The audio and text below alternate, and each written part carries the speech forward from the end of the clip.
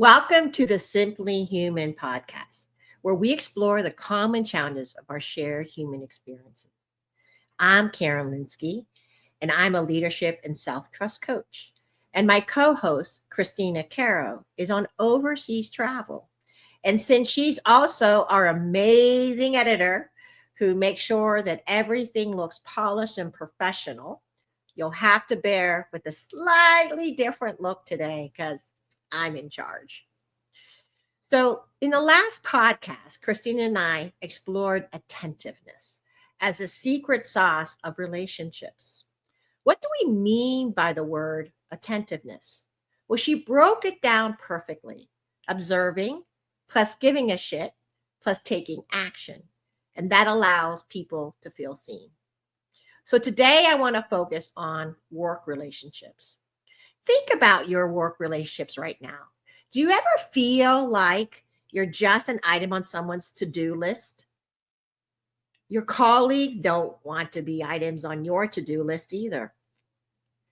We're all moving so fast, treating each other like transactions in some ways, forgetting that we're all in this together. And you depend on me just like I depend on you. And we really need each other to make real impact. But we're stuck in these patterns that actually create more work and more overwhelmingness and pressure. You might be thinking, this sounds like it would take even more time if we use this equation when we're already overwhelmed.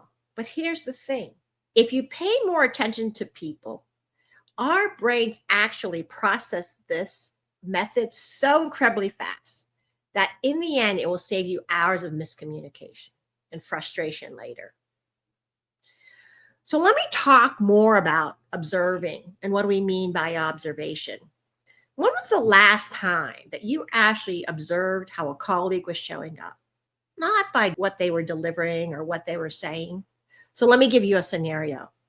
We're in a meeting where the leader is presenting a new timeline. Now everyone's nodding. Okay, maybe not everybody, but some people are nodding, taking notes.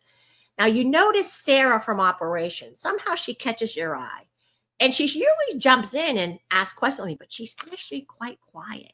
And when the Friday deadline is shared, you hear like a small inaudible sigh.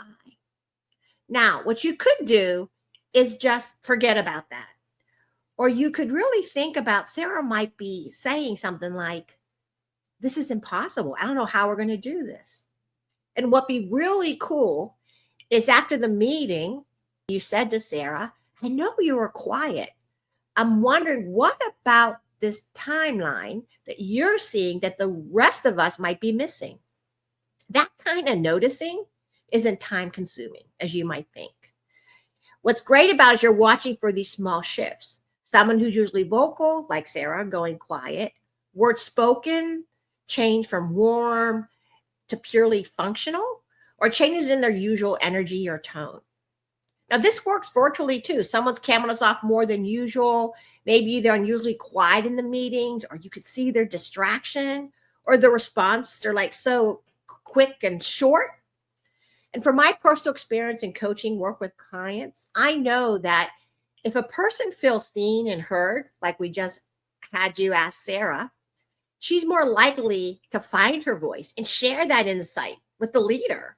And maybe that could make a huge impact on the project's success because there was a risk that we didn't think about. And so when you do that, people tend to have more energy when you notice them. They're more energized, they're less overwhelmed. So let's talk about that second part as to what do I mean by give a shit? Think about this for a minute. How many times have you offered to help someone while secretly hoping they'll say, no, thanks, I've got this handled, because you really don't have time, but you just felt this urge. At least I used to have it all the time because I'm a helper. We see someone struggling and we offer the socially acceptable, how can I help? And we just wait. And often the socially acceptable response is, I'm fine, I'm great, I'm good, thanks, but I got it covered. Mainly because we don't want other people to know that we need help or that I can't handle this. Or if you could really think about it, take it from their perspective. When someone asks you that question, what do you really have to do? I have to assess what they're capable of, explain the situation, hope they understand the context, then trust that they'll follow through. And that's like a small list. And then again, that's exhausting work for someone who's already struggling. So I don't want to take that time. But actually, what if you observe and you did something different? So pretend you need input from the marketing team for your presentation. It's due tomorrow and you're feeling the pressure. And you've noticed your marketing colleagues seem so overwhelmed lately. They've been quiet in meetings, their usual enthusiasm seems dimmed. And you overheard actually that they really are being swamped with this new product deadline. So the transactional approach would be, I need these marketing stats by the end of the day, or I need this marketing stats immediately because this presentation is for the executive team. So it's really, really important. But what if you try, I can see you're buried with the product launch right now. I'm wondering, instead of needing all the detailed marketing stats, what if I just use the top line numbers for tomorrow's presentation? And then we could add the detailed breakdown next week when things calm down for you. Do you see the difference? You hear the difference? You feel the difference? Because you're acknowledging the reality and adjusting your approach accordingly.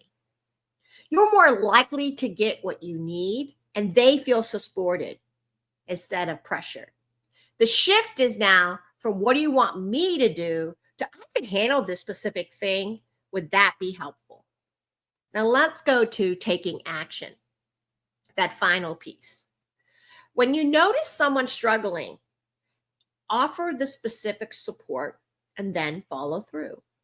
This builds that trust that makes all your future interactions even more impactful. Have you ever considered what happens when people feel invisible at work? I've noticed it in myself. I feel disengaged.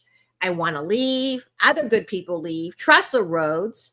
And the business impact, deadlines are missed. Projects are stalled. A person that you really relied on and think was great actually leaves the company. You personally can feel the impact. But know that small actions of genuine attentiveness from anyone can change it. When someone feels truly seen at work, not just their output, but their experience with others, it shifts something fundamentally and creates a better result for everybody. Now, remember, it's not management that they want to hear this from, although they want to hear it from management, but they also want it from colleagues as well. What if your willingness to slow down and truly see the people around you could help someone feel a little less overwhelmed? Think about how it would feel for you when someone really notices that you're struggling and they offer genuine support, as we described earlier. That sense of relief. What if you could give that to someone else? Feel less pressure. Now, let's admit we're all navigating uncertainty together. So, what if the answer isn't to move faster or work harder, but to slow down enough to see each other and give a shit? Here's what I'm curious about, and I would ask you to consider. What would you notice if you slowed down just enough, just a little bit, to observe how someone is really showing up in a meeting this week? What would happen if you replaced "how can I help" with "I could handle this specific thing"? Would that be helpful? I'm also curious what you might discover if you started with just one moment of real attention. We'd love to hear how this practice goes for you. Share your experiences or questions in the comments or email us. We'd love for you to join our community. Just hit the like button, subscribe, and even send this to a few colleagues or manager. So until next time, stay curious and kind, and we'll see you in 2 weeks.